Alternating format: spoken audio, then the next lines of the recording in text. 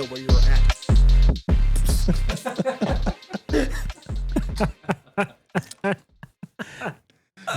Guys, welcome back to Intothewestcomics new comic book day edition. This is Marcus. You heard him. He's right over here. Didn't. That was just part of the intro. What are you talking about? That was the remix. Break it. Yeah. Break it. He loves. Hi, guys. Yes. Oh, goodness I love gracious. it. Hot Dog Paul is here, looking good in his little zippy. You know, I do be in my little zippy. Cute. You wearing a shirt under there? No. Oh my gosh. Oh my word. Oh goodness. Guys, another great week for new comics. Lots of stuff to read. A lot of stuff is on my reading pile that I won't get to until January. Marcus, Same. what do you got for the people for this week? All right.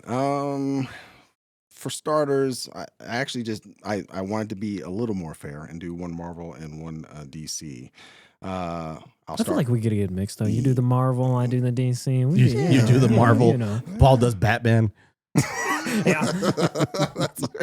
Yeah. I'll start with DC since D comes before M in the alphabet. Okay. All right. So It does. So my It'll make it easier for me in the editing when I'm searching stuff. I'm like, all right, alphabetical. Nice. So my pick for this week was the New Golden Age by Jeff Johns. So this is a variant cover. It has Alan Scott, who I like to widely refer to as the Maverick Green Lantern because he has his own separate continuity, his own completely different. his own self-contained origin and how his lantern works and everything. So Magic, yeah, willpower. exactly. There you go. And it was really good. It's basically a one shot that's going to be leading into a new Justice League or Justice Society of America run that Jeff Johns is going to be releasing soon. And if anyone's ever read any of that, the stuff is solid. And Johns is good at writing that kind of stuff. Right. He's good at taking obscure DC characters and making you like them.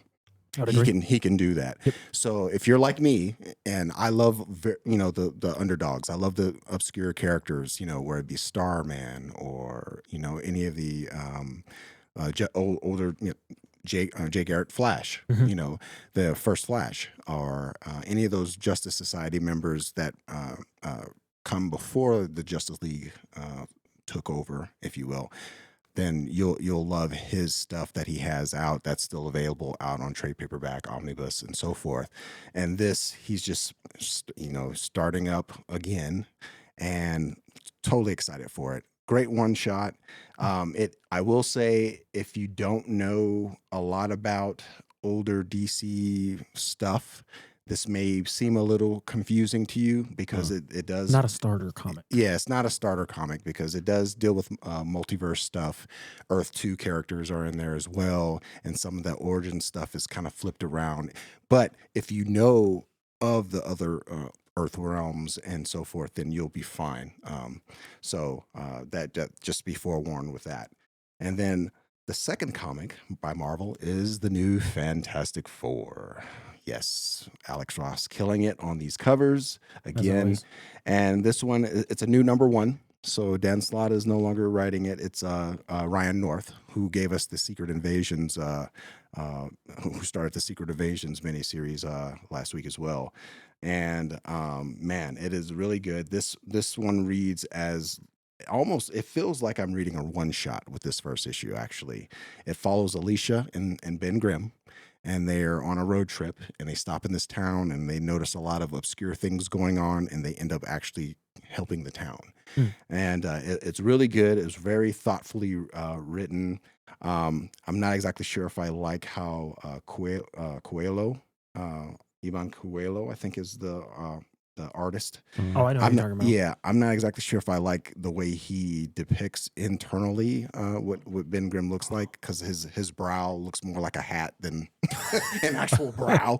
So it's kind of hat brow. Yeah. So it's kind of weird. Well, hat eyebrow. Yeah. But it's definitely more palatable than Todd McFarlane's thing by a long shot. So he's without a doubt the worst artist ever. But yeah, great solid story.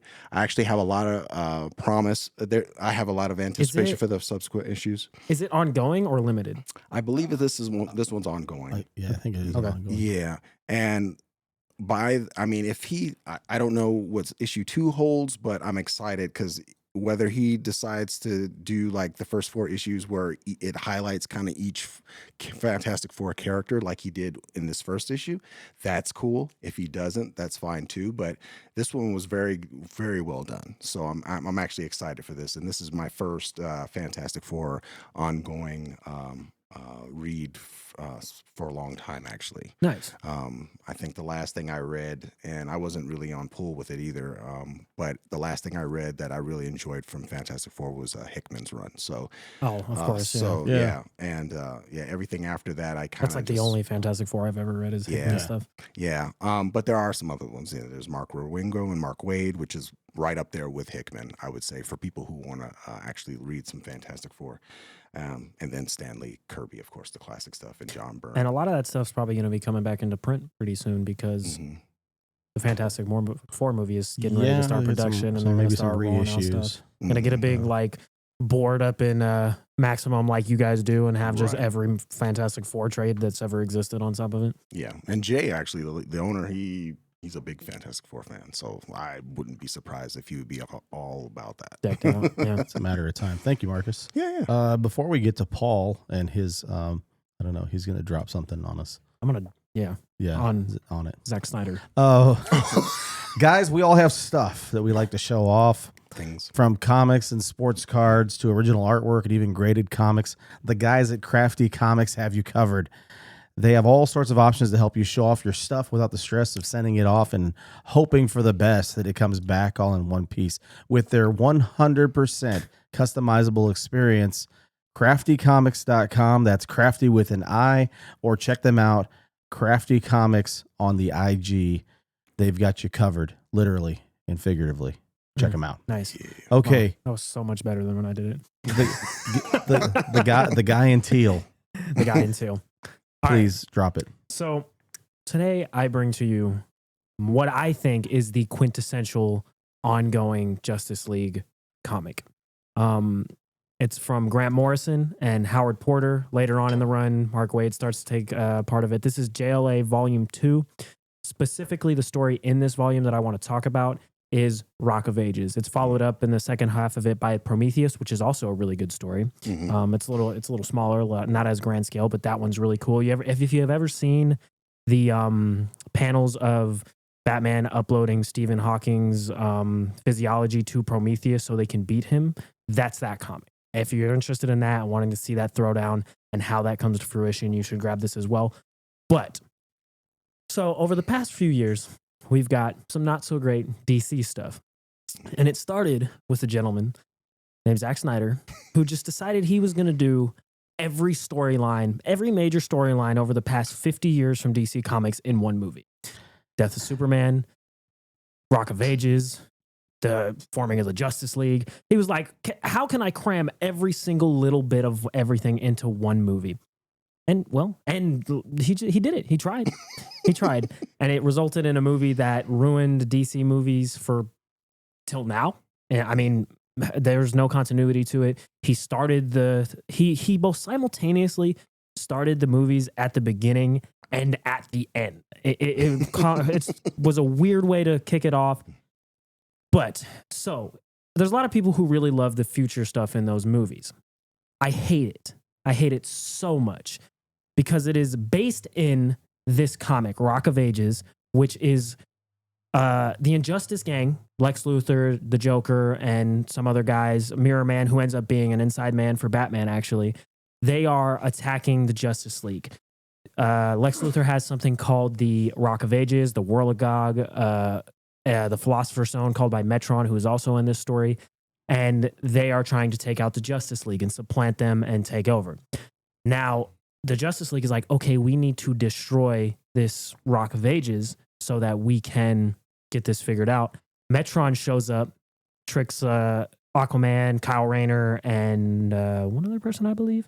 I can't remember off the top of my head. And they get flung into the future, like millions of years. They deal with some things in the future, and then they get sent back, but they get told it's going to be difficult to the people in this far-flung future. Like, we can send you back, but it's going to be hard to pinpoint exactly when we get you back. They get back, 15 years before they needed to, and the world is a wasteland. It's desolate. Superman is gone. Wonder Woman is alive, who actually at this point in the run is not. She's not around. She's alive in the future in this one. And these guys are trying to figure out what's going on, how they can stop it, and why did it happen, most importantly, because this is their storyline. While this is going on in the present day, Martian Manhunter and Superman are trying to stop the Injustice Gang and get the Rock of Ages to destroy it. Now, Aquaman and Kyle Rayner and all those guys figure out from Metron in the future that destroying the Worldgog is what causes this, and it allows Darkseid to come over and take over the planet and make the world his slaves, and dominate all life. Excuse me, there it is. That doesn't happen in a while. And he takes over the world, and they need this ragtag group of heroes who is what we have left need to put a stop to it. Now, in Snyder's movies, Superman is like the central point of this. It's like Darkseid's going to get Superman and take over the world with it. Guess what? Superman's not even in the future part of this story. He has nothing to do with it. Darkseid has no need for him. Darkseid is powerful enough on his own.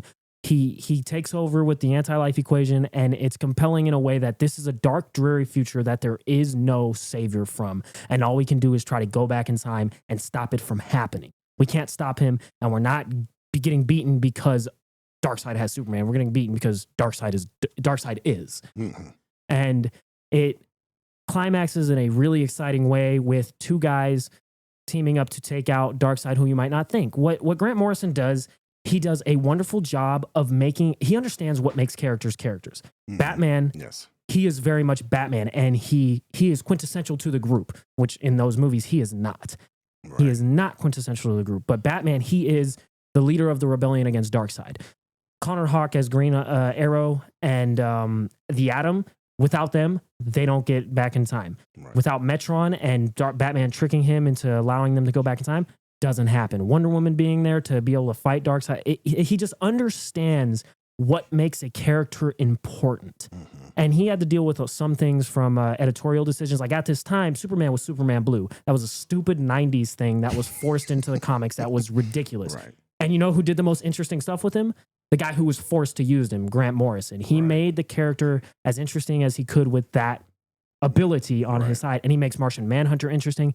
One of the coolest things Martian Manhunter does in this comic is he makes Joker sane for a limited amount of time using his mind control powers. He can't hold it forever, but he gets Joker to undo some of the things that had happened. Right. And the climax is these guys get back just in time to stop them from destroying the Worldgog. There's a lot more to it than that. I think if you are interested in the best Justice League run you could read, go get Grant Morrison's JLA. Start with Volume 1. If you want to start with Volume 2, like Rock of Ages, you don't have to have read Volume 1 for it to make sense.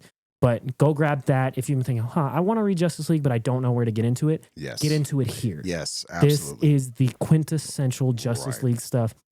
And if you've ever had anything put you off from the Snyder stuff, this is so much better. And you know what? If you love the Snyder stuff, I think you should read this.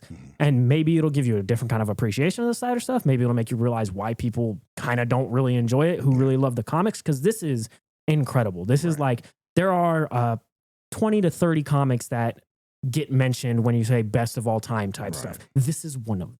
And we want to clarify, you're talking Zack Snyder. Yes. Because Scott Snyder also did a Justice League run. Right. So and I like that run as well. That's a goofy run, but it's goofy in all the best ways. But I love this comic, and it's the reason the Zack Snyder stuff makes me so mad. Well, guys, thank you. You gave us a lot of options. It seems like kind of like some callbacks. I mean, doing Fantastic Four, Justice Society, Justice League. I mean, those are like some team books that we've definitely grown up, 100%. Reading over and over again. Team book vibe today. Very team. It wasn't intentional. We're keeping it team. It worked. Yeah. Guys. Let me just throw this out there real quick too. Some of these trade paperbacks are a little hard to find right now. Amazon for this. So definitely you might have to search a little bit. They do have a JLA by Grant Morrison omnibus. It has everything that Grant Morrison has written except the Tower of Babel story arc, which was done by Mark Waid. They have that collected in a separate oversized deluxe hardcover. That's Volume 3 hardcover, I believe, for JLA. I'm glad Marcus brought this up because I wanted to, but I got excited. Be sure to check it out. Thank you guys very much. Guys, talk to you soon. Go read some comic books. Go do it. Yeah, man. Good. Later.